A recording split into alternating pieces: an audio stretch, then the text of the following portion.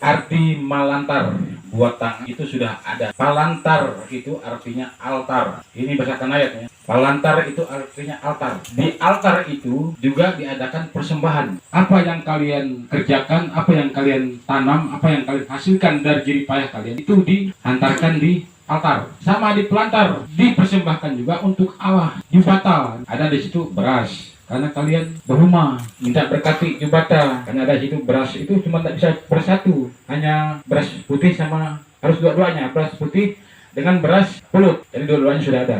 Kenapa harus ada ayam, babi? Itu juga kalian pelihara. Harus kalian persembahkan juga. Apa yang kalian dapatkan, yang kalian tanam, itu kalau kalian dapatkan hasilnya, persembahkanlah itu untuk Allah, bukan untuk setan tujuannya, bukan. Kenapa harus ada pakai tempayan buat tengah? Tempayan buat tengah ini adalah simbol Allah. Orang Dayak melambangkan Allah itu sebagai simbol kehidupan. Jubata itu dilambangkan sebagai tempayan buat tengah. Karena orang Dayak menyimpan kehidupan itu, beras itu ke tempayan. Makanya orang Dayak mempercayai Allah itu adalah tempat kehidupan. Di mana tempat kehidupan orang Dayak? Semua ditabung di mana? Disimpan di mana? Yang terbaik, tempayan buat tanah. Makanya kita pakai tempayan buat tanah. Apa doanya, sampaknya? Ayo enggak kita jubata. Kita jubata nang nampak bintang buat matahari. Kita jubata nang mari untuk tuah barakat rajaki. Minta tolong barakat kita. Minta tangahi man kita. Oleh koga kita tapai na buat tanah. Nandah kami manjau terkait. Tadian minta kita nangahi kami, nangahi binua, nangahi campuk, nangahi kami nang ada kait. Supaya sehat, selamat, barasi. Kan doa, ya Pak Pendeta. Apalagi, stanggi, dipermasalahkan. Di gereja juga ada mur, ada kemenyan, dupa. Allah itu, jubata itu, suka yang wangi-wangi. Di mana yang sesat? Jika Yesus itu lahir di Pontianak, orang Dayak tidak akan pakai tempayan buat tanah. Karena Yesus lahir itu di Israel, dan dia wafat di kayu salib, orang Dayak juga akan pakai salib. Karena sebelum ada agama, adat dulu sudah ada. Makanya kita memakai tempayan buat tanah. Siapa yang menciptakan Dayak? Antu kan? Tuhan. Jubata kan? Jubata itu Esa.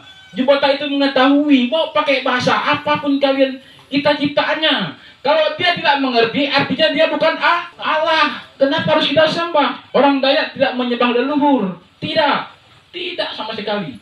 Tetapi orang Dayak tahu kita lahir itu dari siapa. Kita ada karena siapa. Kita hanya hargai leluhur. Jadi jangan sedikit-sedikit berhala sesat. Sudah jelas Kristus jelaskan di situ. Dengarkan baik-baik. Aku datang ke dunia ini bukan untuk menghilangkan hukum Taurat, tetapi aku menggenapinya. Barang siapa mengurangi atau menambah, bahkan menghilangkan hukum Taurat, dia akan menanggung dosanya. Tetapi kita yang suka mau menghilangkannya, menambahkannya, bahkan membakarnya, karena sudah jelas Allah datang ke dunia ini bukan untuk meniadakannya, menghilangkannya, tetapi ia menggenapinya. Makanya ada namanya dulu misionaris datang. Mereka tidak menghilangkan adat, kerjasamalah mereka dengan orang-orang adat. Makanya mereka diterima.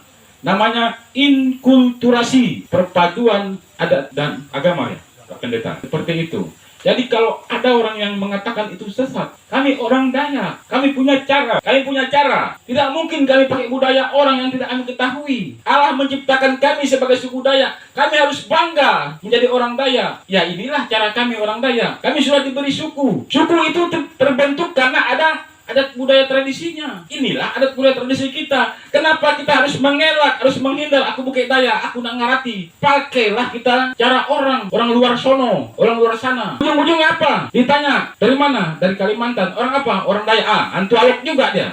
Aku juga dia Dayak. Katanya sudah tidak lagi beradat, kami sudah beragama. Orang nikah duluan yang makan tubik boy di sana. Munafik nggak itu?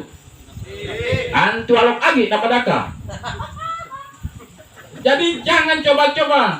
Jika Anda mau mencermini orang lain, cermini dulu diri kita sendiri. Apakah sudah benar? Antu alok agi namadaka. Rupanya gi nape. Ini yang harus kita pahami. Saya minta kalian menyampaikannya juga harus dengan jelas, biar orang tidak salah kaprah. Kenapa harus itu tadi harus ada? Kenapa harus ada penggenapan? Artinya pelantar juga harus kalian siapkan juga salib di situ. Ya, kalau yang Katolik, yang Protestan, kalau yang Hindu yang garingan harus ada juga yang Hindu garingannya di situ. Simbolnya biar tidak dikatakan sesat. Paham? Paham. Terima kasih. Dayak Ganteng.